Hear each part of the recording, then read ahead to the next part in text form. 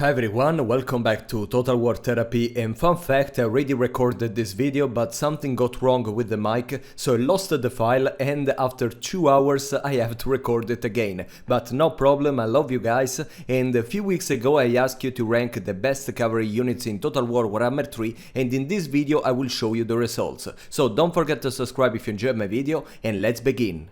At the bottom of the list we find the Blood Knights from the roster of the Vampire Counts. Now, this unit is currently available in two different versions after the release of the last patch, one that is more melee focused and the other that is a shock cavalry, so it sacrifices a little of melee attack and weapon strength and a lot of melee defense to get an additional charge bonus that makes this unit more suitable for psycho charging.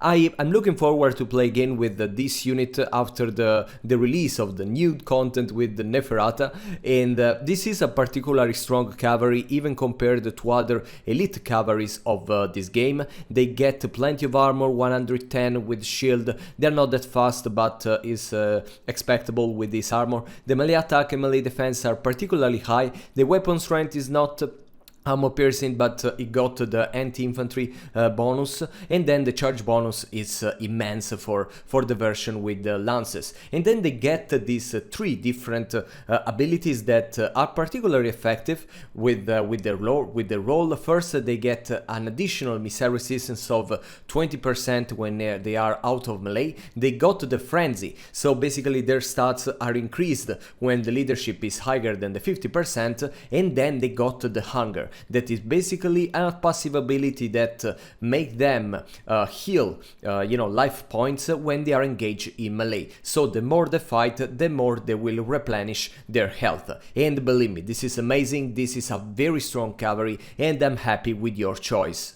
In the 9th position we find the Bull Centaur Renders from the roster of the Chaos Dwarfs. There are currently 3 different versions of this unit plus a generic hero. There is the version with the shield that will be more protected against the missile attacks and with an additional melee defense, the version with the dual axes that got the anti-infantry bonus and is perfect for charging, perfect at charging heavy infantry, and then the 3rd version that is with the great weapons, and they are more suitable against the monsters and other cavalries, and probably they are the best here. Overall, this unit doesn't have a big armor, so be careful if you get surrounded or if you receive the crossfire from the enemy. They are not that fast, they are definitely slow for a cavalry, but it's understandable since they are a monstrous cavalry after all. The melee attack and melee defense change of course with the unit, but is quite decent. The weapon strength is particularly high, but you have to consider that there are just 16 entities, and the charge bonus is quite mid. They got a missile resistance, a fire resistance, and overall I think they fit the Chaos Dwarfs roster very well. Okay, you can have your wall of Chaos Dwarfs with a lot of artillery, a lot of missile units, and then get this very fast, fast for saying that, fast for being a dwarves, for being in a dwarves army, beast that they can charge around and hit the back of your enemies. So they match that very good, very much. And okay, you understand what I want to say, and let's move to the other unit. In the 8th position you put the Crushers and the Mournfang Cavalry. I decided to put these two units together because at the end the Crushers are just the upgraded version of the Mournfang Cavalry, and they even got the two different options, so the one with a little shield and the other with the great weapons that are perfect versus other monsters. Now this unit has plenty of armor, even too much armor if you consider that it's a unit without weaknesses. They are even quite fast. They are faster than the Bull Centaur Renders. That is crazy if you consider that they are far bigger. The melee attack and melee defense are decent. The weapon strength is very high in the campaign, it can reach easily the 150, but at the end they are just 12 units, so take this into consideration, because if they start to be attacked by missile units, they are very easy target, very big, and if they get stuck in melee they will be even more vulnerable. The charge bonus is immense, and they can even attack walls. Okay, in siege battles you don't need to go to the gate, you can just attack the walls in whatever area of the map. And yeah, this is such a beautiful unit. It's so satisfying to look at them charging infantry and see all these dudes flying around, flying away, and yeah, it's just wonderful. Of course, as I say, they are easy targets, so be a little careful, but at the end they are probably the most elite cavalry of this game. In the 7th position we find the Demigryph Knights, that is a unit from the Empire roster. There are two versions of them, the one with the shield and the other with the halberds, so they sacrifice the shield to get an anti-large bonus.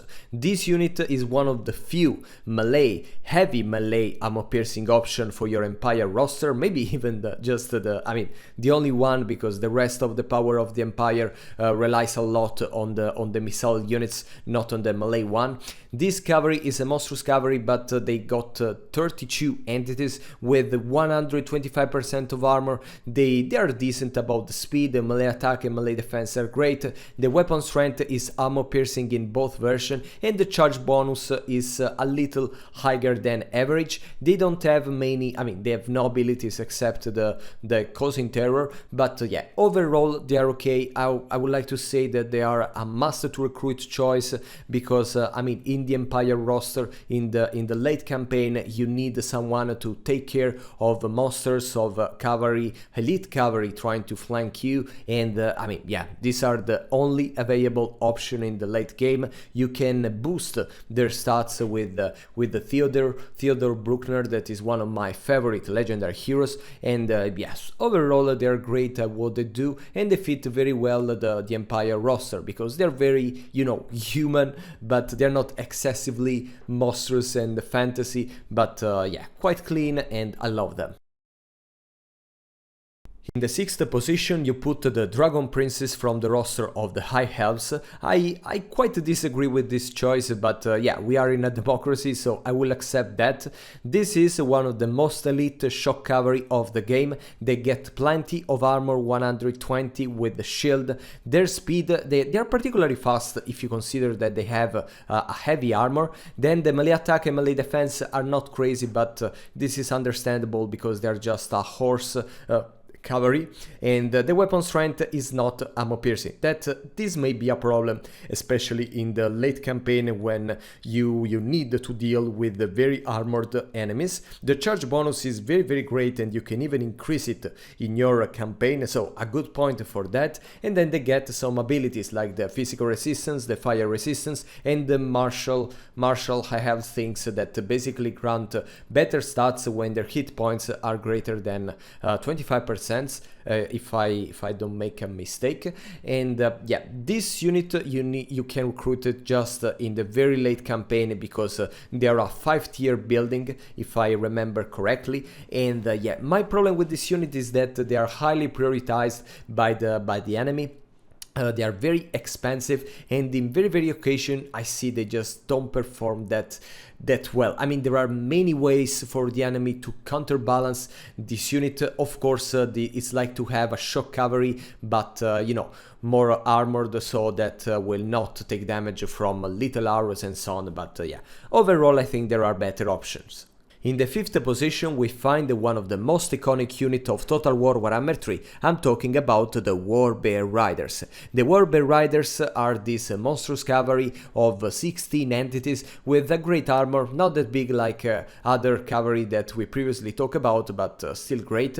The speed, it's 75, that, bears are known to be that fast, but with a knight atop, I didn't imagine that. The melee attack and melee defense are great. The melee attack is better, so you have to use this unit less as a tank and more to attack. The weapon strength is very high, but it may have been higher, honestly. They get the armor piercing damage and the anti-large bonus, so you should send them against other cavalry or against monster in your late campaign. Their charge bonus is quite mid, nothing exceptional. Of course they cause fear, and they have the Biowar blood that, they will be be unbreakable for a short period of time when the leadership is wavering. Now, I love this unit. I think that Creative Assembly made an amazing job with the model, with the animations, and honestly, amongst all the reskins of this game, the bears are the one that I'm never tired of, and honestly I would even want more bears in the next Kislev DLC. Maybe some, you know, war bear riders with the bow or with the crossbows, who knows. And yes, they're particularly strong. You will recruit them only in the late campaign, but they will bring havoc to the battlefield. It was quite weird that we reached half of the list without any Bretonia unit, but here we are with the Royal Pegasus Knights, that you made a great choice. I think that they are an underrated cavalry that actually perform very good. They don't have a very big armor, but they are still shielded. Their speed is amazing because, I mean, they're flying horses. The melee attack and melee defense are not exceptional, but they have the magical damage, so they are better against demons and so on. The weapon strength is not particularly high, and honestly there are not even very few entities, so I mean it could have been a little more. And they get the anti-large bonus, so they are perfect against other cavalries. I think that in the sky they have no predators because they can escape a situation, missile units very easily, and at the same time there are very few flying units that they can you know, have a chance to win a fight against them. And then they have even a very good charge bonus, so an additional damage in case you want to, you know, charge some infantry on the ground and so on. And then they get some additional abilities like the immune to psychology, so who cares about monster, the vanguard deployment so you can use them in a more versatile way, the perfect vigor that, as we learned in the recent patch, it's one of the recent patches, it's a particularly strong attribute. And then the blessing of the lady. Overall, they are a late campaign unit that may be quite helpful in a roster that, I mean, it's just focused on cavalry.